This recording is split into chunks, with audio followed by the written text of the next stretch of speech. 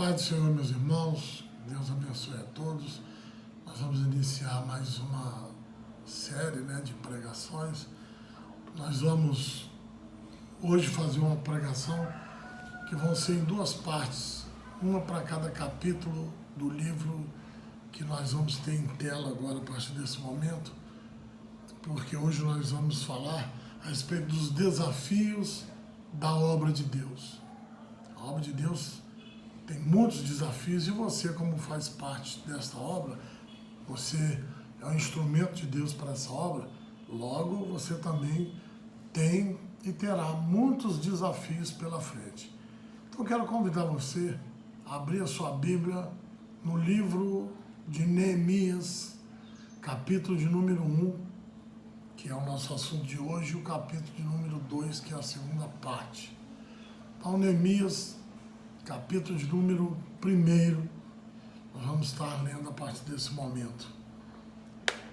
Diz assim: as palavras de Neemias, filho de Acalias, e sucedeu no mês de Quisleu, no 20º ano, estando eu em Suzã, a fortaleza, que veio Hanani, um dos meus irmãos, e ele e alguns de Judá, e perguntei-lhes pelos judeus que se escaparam e que restaram do cativeiro e acerca de Jerusalém.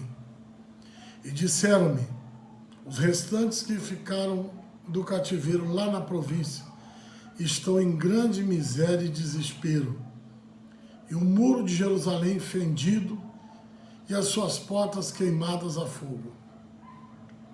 E sucedeu que, ouvindo eu estas palavras, assentei-me e chorei, e lamentei por alguns dias, e estive jejuando e orando perante o Deus dos céus, e disse: ah, Senhor Deus dos céus, Deus grande e terrível, que guarda a aliança e a benignidade para com aqueles que o amam e guardam os seus mandamentos.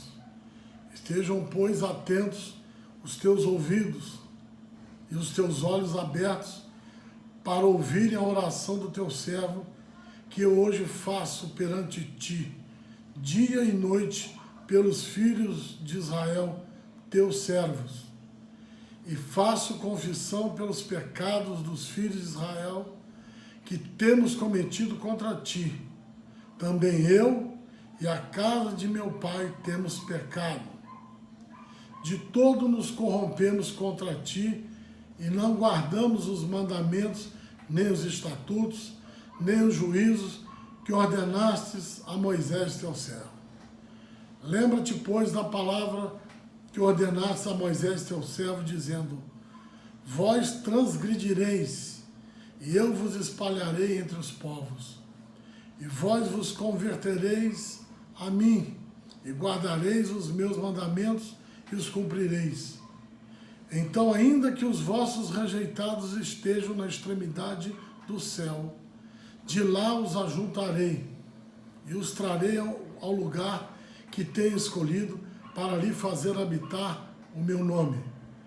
Eles são teus servos e o teu povo que resgatastes com a tua grande força e com a tua forte mão.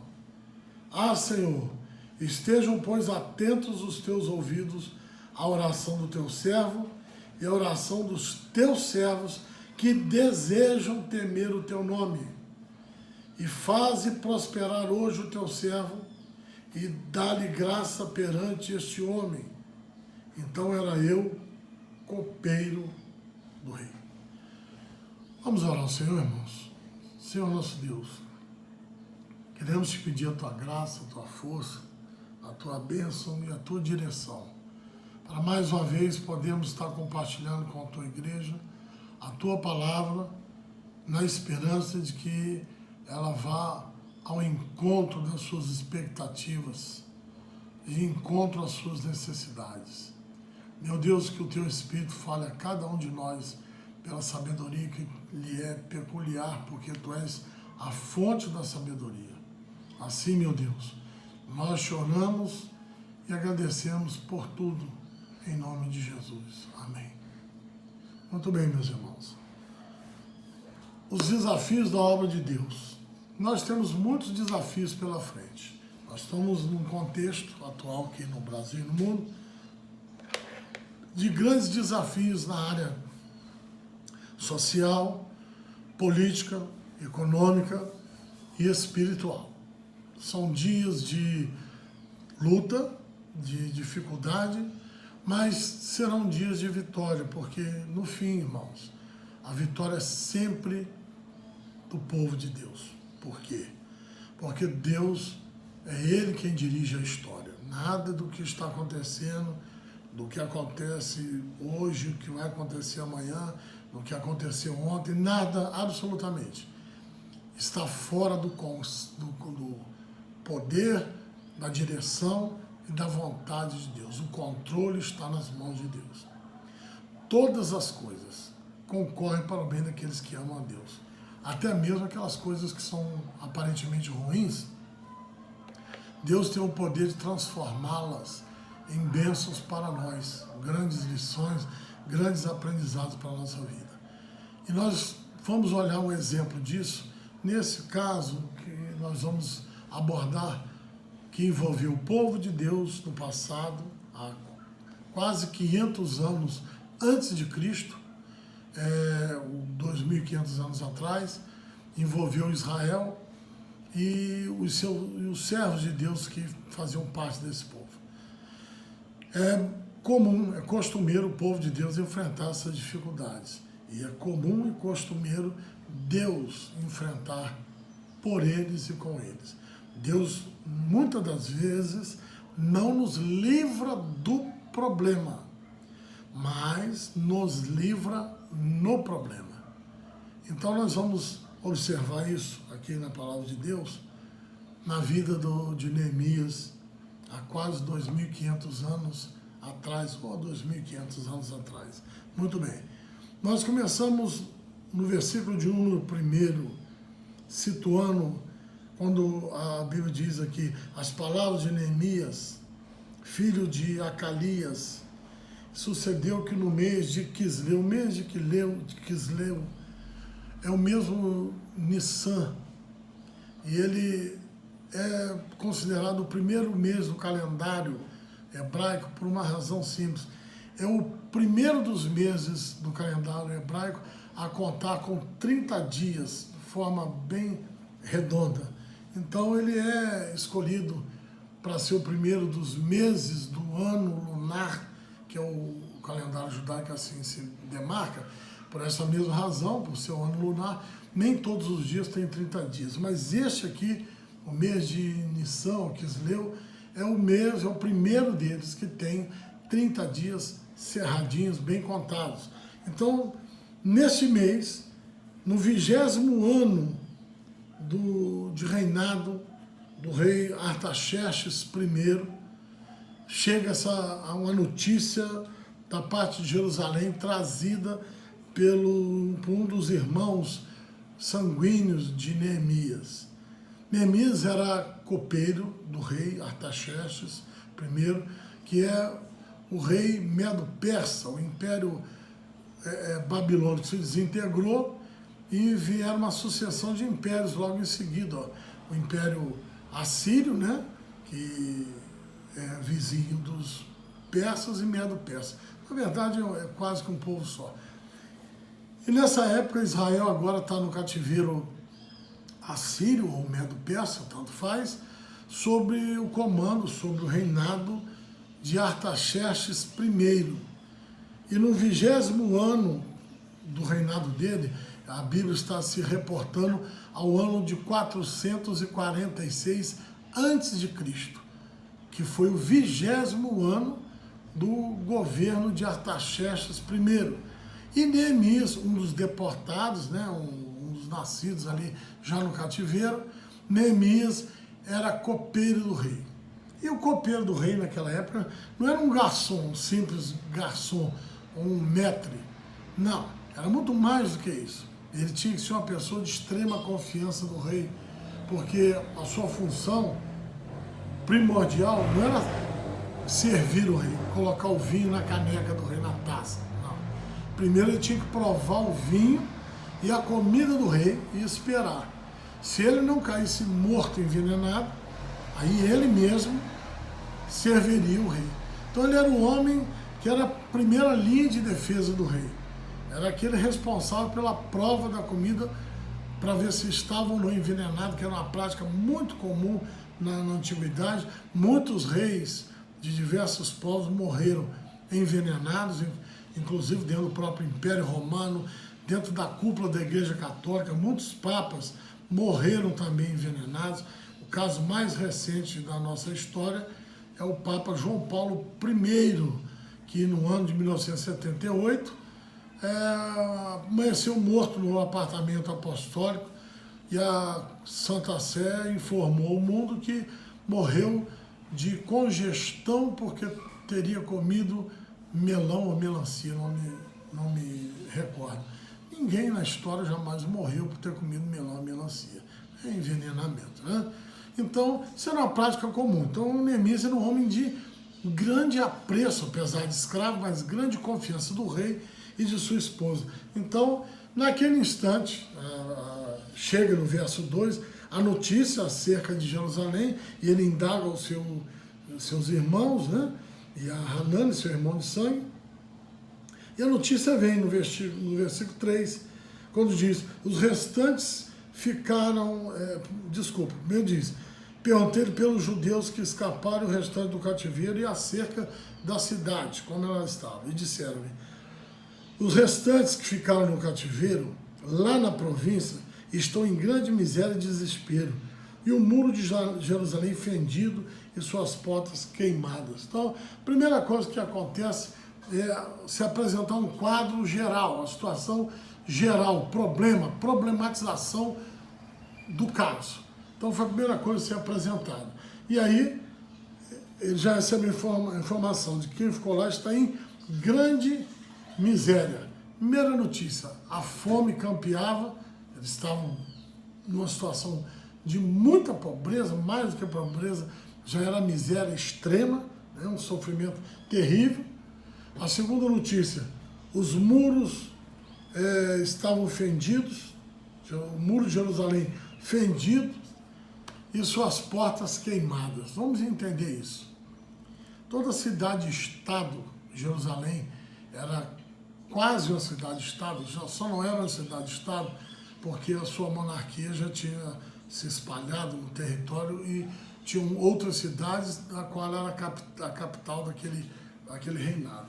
Mas por ter sido no passado, Jerusalém é uma cidade muito antiga, que teve mais de 500 reis, vamos dizer assim, antes de chegar à época de Davi. Então, ela era uma cidade-estado fortificada. Então, como essa cidade geralmente eram circulares, mas Jerusalém era diferente, ela era quadrada, ou aquadradada, né?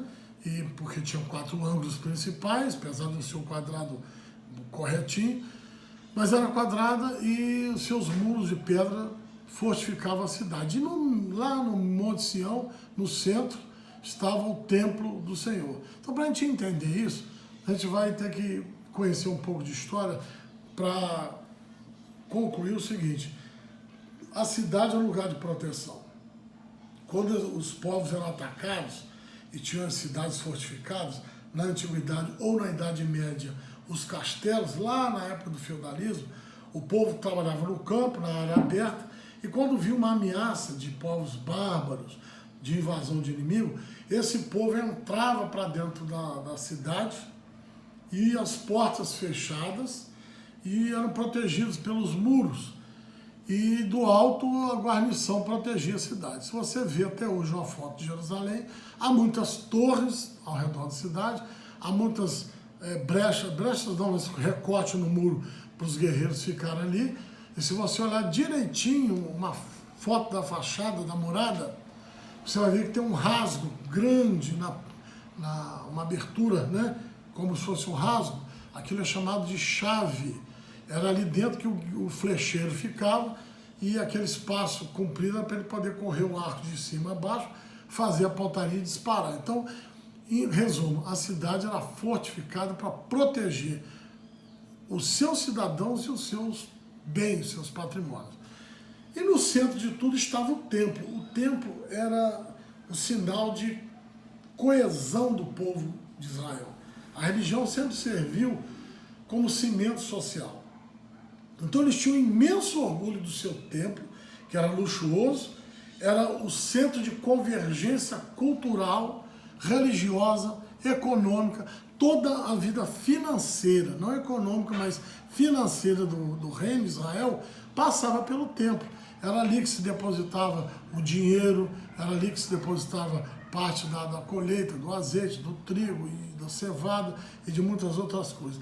Então, era a referência financeira, administrativa, estava ali no templo. E agora esse local sagrado, protegido, motivo de tanto orgulho, não existia na sua inteireza mais. A notícia de que os muros estavam rachados, fendidos, quer dizer, com fendas, e as portas, que outrora davam segurança, e eram tão bem organizadas, porta do peixe, porta do entulho, porta do ouro, porta do gado, cada porta tinha uma função específica para facilitar a logística de distribuição de itens e tropas dentro da cidade e também proteger. Agora estava tudo arruinado. Então essa notícia era preocupante. Quer dizer, a cidade está totalmente entregue e o templo destruído. O que será do nosso povo? Essa é a questão que estava no coração de Neemias. Então ele recebe a notícia, o povo está em grande miséria, sofrendo um grande desprezo, os muros de Jerusalém fendidos, as suas portas queimadas a fogo. Então, não tinha nada o que fazer. Aí vem a reação de Neemias no versículo de número 4 em diante, ele diz assim, ó: e sucedeu que, ouvindo eu estas palavras, assentei-me e chorei e lamentei por alguns dias, e estive jejuando e orando perante o Deus dos céus. Qual foi a reação de Neemias? Entrar em desespero? Não. Foi ter desistido da batalha? Também não. Ele precisava encontrar uma saída. E o homem de Deus, o homem sensato, quando está diante de um problema, ele não deve reagir por impulso.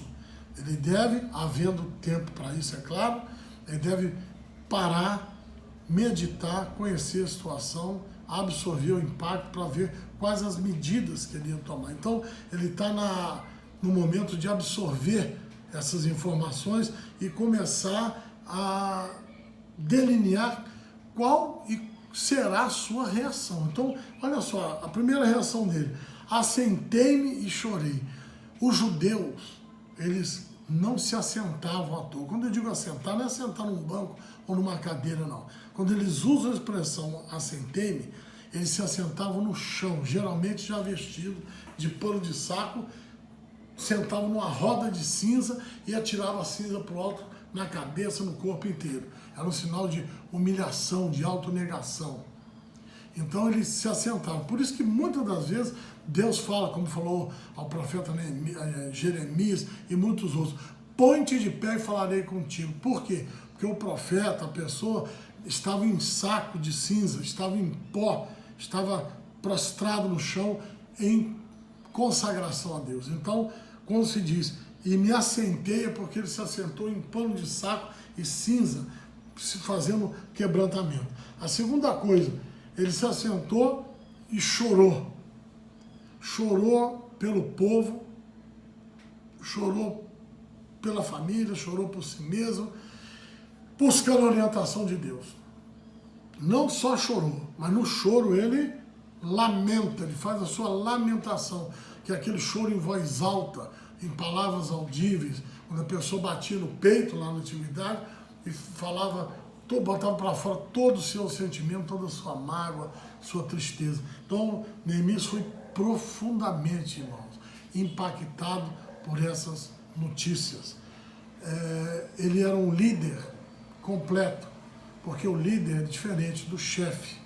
O chefe só manda fazer, o líder não. O líder, ele não só manda fazer, mas ele orienta como fazer. E só que o líder sozinho não é ainda um comandante. O comandante ainda é melhor do que o líder, do que o chefe, do que o comandante. Manda fazer, ensina como fazer e faz junto. Dá um exemplo. Então, Neemias, como líder e comandante, o que ele faz? Ele se assenta, ou seja, se prostra em consagração, chora perante o Senhor, esvaziando a sua alma e levanta um clamor, uma lamentação pela situação geral, um intercessor. E aí, uma vez feito isto, o que ele passa a fazer em seguida? Diz aqui, jejuei e orei. Ele começou imediatamente a jejuar e a orar. Ele diz aqui, jejuando e orando perante o Deus dos céus. E no versículo 5, parece ele falando para Deus, Senhor, Deus dos céus, Deus grande e terrível, que guarda a aliança e a benignidade para com aqueles que o amam e guardam os seus mandamentos. Então ele vai clamando, e no verso 6, ele faz dá o último passo do seu ato consagratório, que é a primeira reação dele, se consagrar a Deus. Estejam, pois, na oração ele fala, estejam, pois, atentos os teus ouvidos e os teus olhos abertos para ouvires a oração do teu servo, que eu hoje faço perante ti, dia e noite pelos filhos de Israel, teus servos. E faço confissão pelos pecados dos teus filhos de Israel, que temos cometido contra ti, também eu e a casa de meu pai temos pecado. Então, ele vai e faz uma confissão de pecado.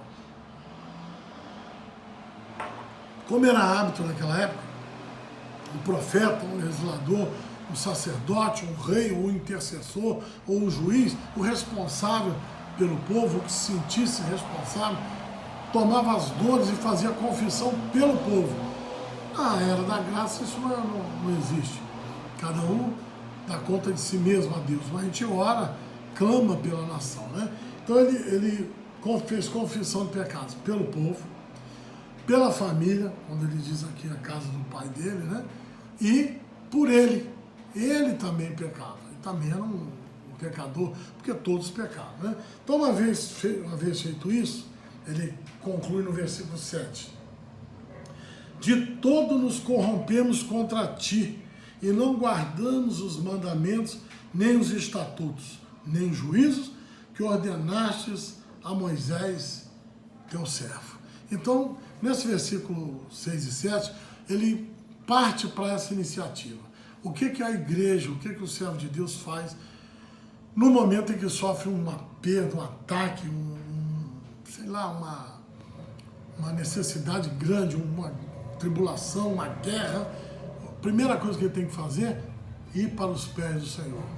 Porque, irmãos, não há nada que não seja alvo de mudanças perante o poder de Deus. O poder de Deus é suficiente para mudar qualquer situação pessoal, familiar, da sua cidade, do seu estado, do seu país, do mundo inteiro. Por isso a oração é a chave da vitória de grande importância na vida do servo de Deus. Por essa razão, a primeira reação que Neemias toma é esta. Veja, ele recebe a notícia e vai orar alguns dias, vai se preparar alguns dias para só depois começar o processo que vai dar início à restauração de todas as coisas. Então, o primeiro ato desse processo, mesmo antes de qualquer ação física, política, ministerial ou administrativa, é o ato consagratório diante de Deus, né? Aí sim, aí vem a fase de tomar conhecimento da causa e do sofrimento, né? Então, vamos conhecer a causa desse sofrimento. Por que levou esse povo a esta situação? O que levou é que, infelizmente, o povo judeu era muito, e é até hoje, muito orgulhoso da sua posição religiosa. Confiava na religiosidade.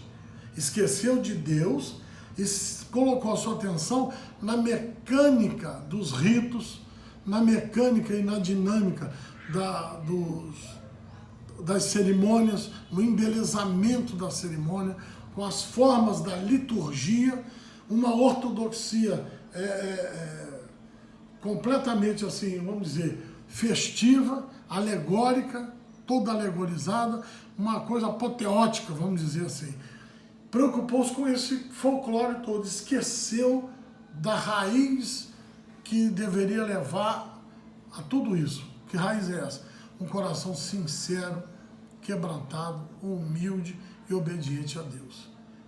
Tudo que você fizer é inútil se a sua base não for esta que eu acabei de citar agora. Então, no verso 8, ele fala essa palavra, lembra depois da palavra que ordenaste a Moisés, que eu já li aqui?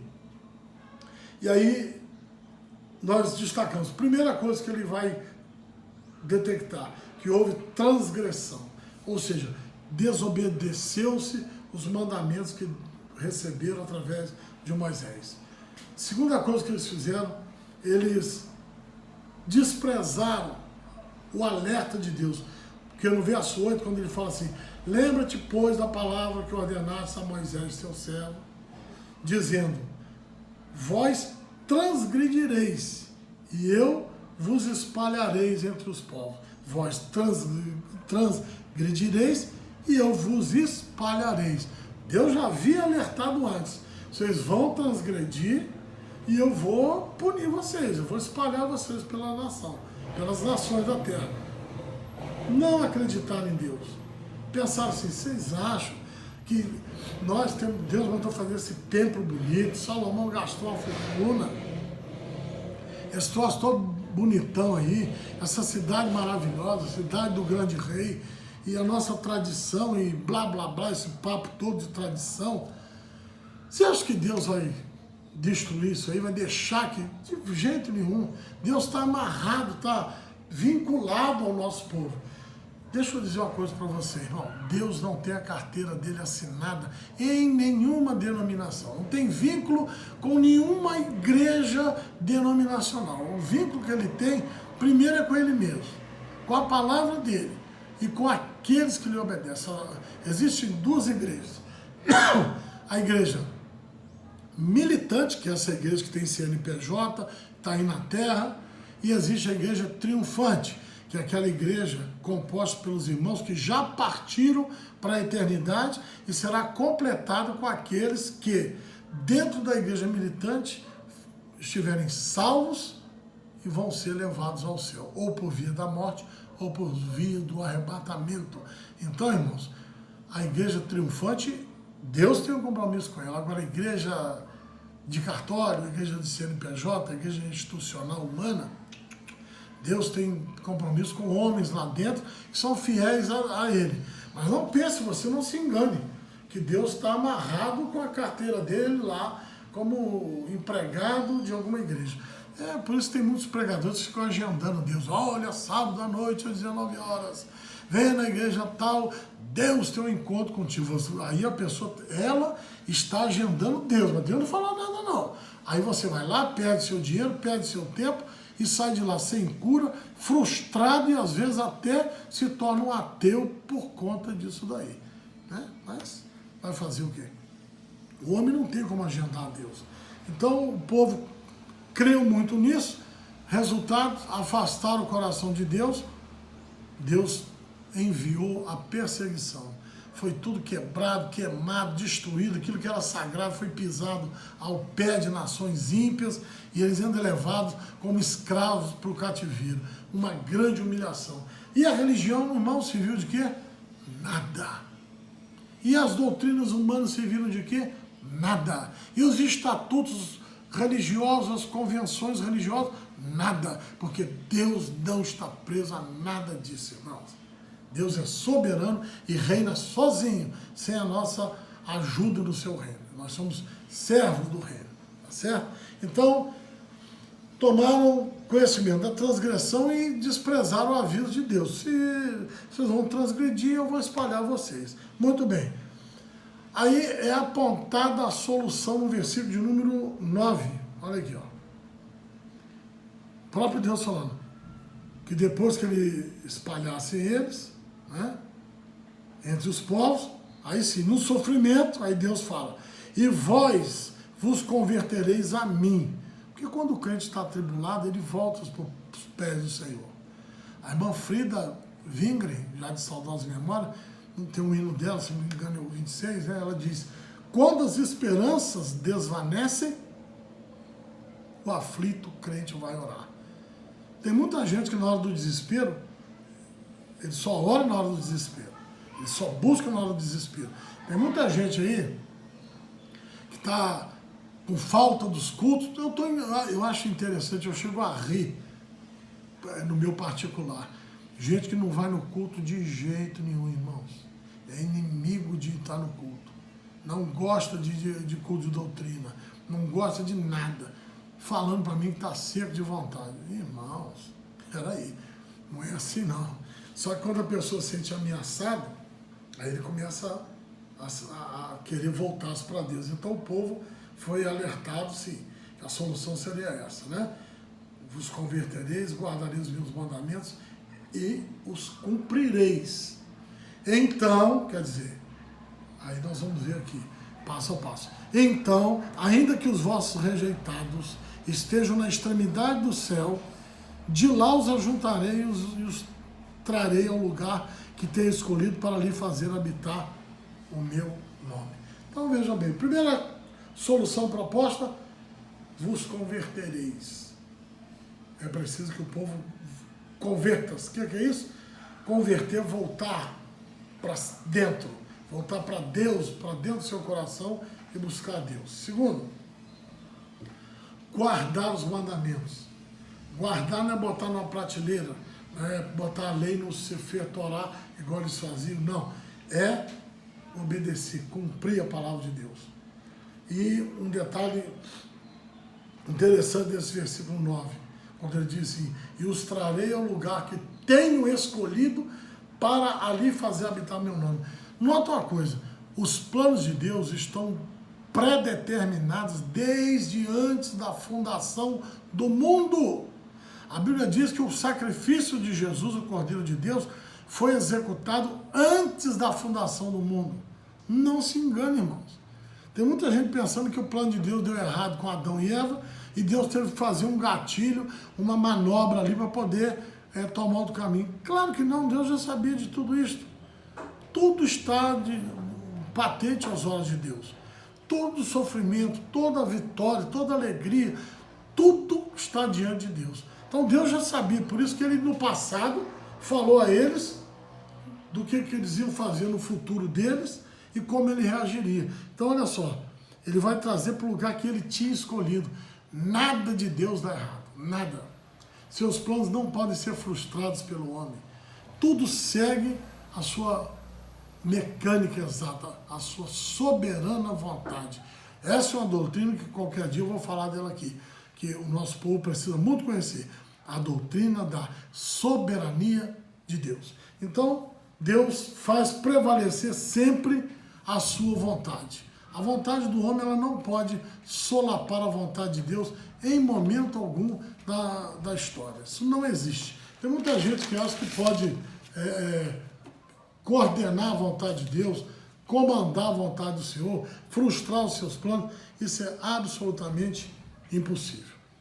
Agora, vejam bem, aí no verso 10 e 11, eles são teus servos, referindo ao povo, e o teu povo que resgataste com a tua grande força e com a tua forte mão. Agora, olha o versículo 11, que a intercessão de Neemias e a ação de Deus, ela vai ter resultado na vida de alguns, não de todos.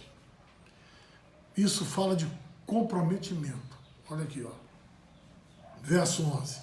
Ah, Senhor, estejam, pois, atentos os teus ouvidos, à oração do teu servo, e a oração dos teus servos que desejam temer o teu nome, e fazer prosperar hoje o teu servo, e faze prosperar hoje o teu servo, e dá-lhe graça perante este homem, no caso o rei Artaxerxes. Então era eu copeiro do rei. Eu vou chamar a sua atenção para um detalhe aqui, do comprometimento. Quando ele chama aqui, ó, esteja atento aos teus ouvidos, à oração do teu servo e atentos à oração dos teus servos, todos eles? Não, dos teus servos que desejam temer o seu nome. Não são todos crentes da igreja que desejam adorar a Deus. Não são todos crentes da igreja que têm o desejo de temer o nome do Senhor. Não são todos os crentes da igreja que têm o desejo de fazer funcionar a obra do Senhor. Não são todos. É uma grande parte, graças a Deus, mas não são todos. Tem muitas pessoas que estão no meio do povo, mas sem comprometimento nenhum. Está ali para ver o que vai dar. Alguns estão ali escondendo-se de alguma situação, outros estão buscando auferir para si algum tipo de ganho, ou monetário, pecuniário, ou até mesmo na área dos relacionamentos. Outros estão ali só para ver, tá igual a banda do Chico Buarque, né? Ficou na janela para ver a banda passar. Então muita gente está completamente descomprometido. E quem são eles? São difíceis da gente descobrir? É a coisa mais fácil que tem. Você quer descobrir quem são os descomprometidos? Os que não têm vontade nenhuma de temer o nome do Senhor? Eu vou te ensinar. Vai no culto de terça-feira, porque lá você vai ver os que têm vontade de temer a Deus. O restante não tem. Vai na escola dominical, lá você vai ver aqueles que têm vontade de aprender a palavra de Deus e ver a escola triunfar. Os que não estão lá é porque não tem. Vá nos cultos de quinta-feira, irmãos. Você só vai encontrar lá aqueles que amam a obra de Deus e têm comprometimento com as coisas do Senhor. Os que não estão lá são os que não têm. Então, é claro que eu não estou dizendo isso daquela pessoa que obrigatoriamente tem que trabalhar em qualquer desses dias, por escala, por questão de horário. Não, estou me referindo àqueles que, mesmo chegando um pouco atrasado, num culto pode chegar e não chega. Não estou também me referindo àquele irmão que falta lá uma vez ou outra, um culto, não é isso que eu estou dizendo. Estou falando aquele que, de maneira quanto mais repetitiva, viciante, falta. Tem obreiro que tem a folguinha da quinta. Toda quinta falta e acho que a gente não vê. O que é isso, irmãos? Falta do comprometimento. Como você não está lá, quem vai fazer a obra no seu lugar? Imaginou Moisés no deserto, os sacerdotes carregando a arca nos ombros? Se um daqueles sacerdotes não comparecesse, se ele falhasse na sua hora, ia pender o andor da arca para o outro lado, não é verdade? Ou Deus ia ter que substituir ele por uma outra pessoa. Pensa bem, nós todos podemos ser substituídos. Deus substituiu Israel, povo da sua promessa e aliança. Ele não pode substituir a gente também, não, irmãos? Se a gente continuar com essa negligência. Então vamos entender isso. Ouvidos a oração do teu servo e a oração dos teus servos que desejam temer o teu nome. Nem todo crente está ali para ver o bem da igreja. Então guarde isso na sua memória. Quando você encontrar um irmão que é grosseiro, te trata mal, você está diante de uma pessoa que não quer ver o bem da igreja, que não tem um desejo sincero no coração de ver o bem da obra de Deus. Quando você vê um líder que age dessa mesma forma, não tem interesse, ele está ali porque ou recebe um salário, ou tem um plano de saúde, ou tem alguma coisa ali que lhe traga retorno financeiro, bens ou retorno pecuniário. Nunca por coração. Por isso que não se entrega, por isso que não tem pena do povo. Neemias tinha empatia. É uma coisa que Jesus também tinha. O que é empatia? É você se colocar no lugar da pessoa e sofrer o que ela está sofrendo. Só assim que a pessoa consegue se condoer do ser humano. Líderes que nunca passaram dificuldade financeira, que não sabem o que é precisar de uma cesta básica, do que é o amargar de um desemprego, de olhar e ver um filho precisando das coisas e não ter de onde tirar, não serve para ser líder, porque é um amamanhado, é um patrocinado. Se algum dia for parar numa igreja pobre, difícil, ele morre a igreja com ele também. Porque ele não tem pena dos pobres, dos fracos da igreja, como muitos que tem para esse mundo afora aí. Tem muitos líderes que os crentes estão passando carência, necessidade, eles não estão nem aí. E tem umas pessoas que ficam caçando problema dos outros, que você faz igual o pessoal da esquerda faz. O pessoal da esquerda, eles querem ser comunistas assim, eles querem dividir o bem dos outros, o deles não dividem não. Eles querem promover a igualdade social, mas a partir do momento que se distribua os bens e patrimônio do outro. O dele você não mexe não, que fica bravo. Agora estão aí agora tentando tirar até o presidente do lugar. É assim, tem muito crente que tem essa mentalidade também. Ele quer fazer caridade com a doação do outro. Ele quer trazer o necessitado para você cuidar e não ele. Quando pede as coisas a ele, ele nunca está disposto. Então tem muita gente assim. E mais, ainda fica escondendo. Ah, irmão, e lá na África, outro dia o irmão me perguntou, pastor, e lá na África, irmãos, deixa os africanos preocupar com eles lá, a gente ora por eles e tal, mas por enquanto nós temos que preocupar com aqui. Você sabia que na nossa igreja Paraíba do Sul, nós temos 2 famílias que já estão com necessidades? Sabia disso? Nós estamos providenciando, correndo atrás de solucionar o problema, e em nome de Jesus o problema já está solucionado, mas pessoas da nossa igreja que a ponto de passar fome, necessidade. E tem gente da nossa igreja preocupada com o fulaninho que está lá no canto da terra. Irmãos, deixa que tem quem preocupa com ele lá. Primeiro, olhe o seu, para depois você olhar o do outro. Antes de se preocupar com a necessidade que alguém pode estar tendo lá, em Ruanda ou no Chad, quem sabe o irmão que senta do seu lado da igreja não está precisando de comida dentro de casa e você chorando pela falta que está fazendo a comida lá no Chad ou em Ruanda. Então, primeiro olhe para o seu irmão. Olhe para quem está perto de você. O seu próximo não é quem está lá na Índia, o seu próximo é quem está aí, toma ceia contigo, senta do seu lado. Depois que este problema estiver resolvido, você levanta os olhos e olha para lá. Tá? A ordem é o quê? Jerusalém, Judéia, Samaria, até os confins da terra. Ao mesmo tempo tem que ver isso tudo. Mas tudo tem um começo. E começa por quem está ao seu lado. Então que Deus te abençoe e que você possa ver fixamente com os olhos de Deus aquele que está ao seu lado e precisa do seu socorro. Tenha essa boa vontade, tenha esse bom desejo, né? Como diz aqui, de querer temer ao Senhor, cumprir a sua vontade, fazer a vontade de Deus, socorrendo o seu próximo. Tem muito crente na igreja que quer poder de Deus, quer ver Jesus, faz vigília de madrugada, vai para o monte, vai para o vale, vai para o meio do mar.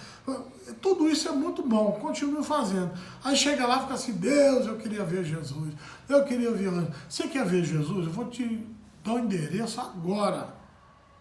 O Jesus, ele está aí na sua frente, do seu lado, talvez seja seu vizinho. O Jesus, você quer ver a face dele? Olha para o rosto desse irmão, dessa irmã, aliás, dessas 2 famílias da sua igreja que precisam de ajuda. Olha para ele que você vai ver a face de Jesus. Simples assim. Aquele que der um pedaço de pão a qualquer um destes, a mim me deu um pedaço de pão, disse Jesus. Aquele que der de vestir, a mim me vestiste. Aquele que der de beber, a mim deste de beber. Aquele que receber um desses pequeninos em meu nome, a mim me recebe. É muito fácil ver Jesus. Mas você quer ver o quê? Você quer ver assim uma coisa estrambólica, colorida, salamaleco? Não vai dar. Você vai ter que tomar algum negócio, fumar alguma coisa para você ver uns trem coloridos. Tá? Que a realidade é esta. Então, creia que você é um instrumento de Deus para isso, e esses desafios que nós temos na obra de Deus na nossa vida, todos eles serão superados e nós teremos vitória, mas nós temos que obedecer a Deus. Essa é a primeira parte dessa mensagem. A segunda parte, ela vai vir em ocasião oportuna. Domingo ela já vai estar com você. Deus te abençoe. Eu vou orar por você, fazendo sempre a mesma recomendação. A Santa Ceia deste mês de abril será a partir do 3º domingo do mês, né? Que já é o normal. A partir do 3º domingo do mês, o pastor Zé Carlos e eu estaremos entregando a ceia na sua residência. Você não precisa sair. Então nós vamos lá, o pastor Zé Carlos vai atender os irmãos aí de Paraíba e eu, os de Três Rios. Então você vai receber a ceia em casa, a começar no domingo. Por que a começar? Porque é claro que não vai dar para entregar para todo mundo um dia só. Mas a partir de então, tenha paciência, você vai ter que estar em casa mesmo. Ah, pastor, mas eu não sei, eu não quero receber ninguém. Aí você avisa aí no grupo. Irmãos, eu não quero receber ninguém em casa, porque eu estou cada quarentena. Pastor Zé Carlos e eu vamos de luva, de máscara, mas se você não quer quebrar a quarentena nem para isso, não é pecado, não é problema nenhum. Só vai ficar sem a ceia. Você avisa aí pra gente não ir à toa. Se a gente bate na tua casa, sei lá de dentro fazendo sinal, ou tranca tudo para não receber, a gente perde tempo ali. Só avisa o pastor aqui em casa não, tá bom? Então, a gente vai estar a partir do terceiro domingo levando a Santa Ceia para você na sua residência, cuidando de você. E não esqueça, terça e sexta, a partir da meia-noite, jejum. De terça até quarta, terça meia-noite a quarta meio-dia, e de sexta à meia-noite de sexta até meio-dia de sábado. Todos os dias, 0 hora, nosso pastor Rinaldo tem oração na catedral, você pode acompanhar online, e seguir nossas rotinas que estão sendo dadas aí nos grupos e aqui no YouTube, nas nossas pregações e no nosso ensino sistemático da palavra de Deus. Amém? Deus te abençoe, Deus te guarde, fique em paz. Vamos orar. Eterno Deus, glorioso Pai, nós te agradecemos por este privilégio que o Senhor nos concede, mais uma vez, podemos estar ministrando o teu povo. Que a tua palavra fixe em cada coração e que possamos, então, juntos, em breve, nos reunirmos para te adorar. Assim pedimos a tua proteção, a tua provisão e a tua graça sobre cada um dos irmãos. É o que eu te peço e agradeço, em nome de Jesus. Amém. A segunda parte dessa pregação, você já vai ter ela no domingo, se Deus quiser.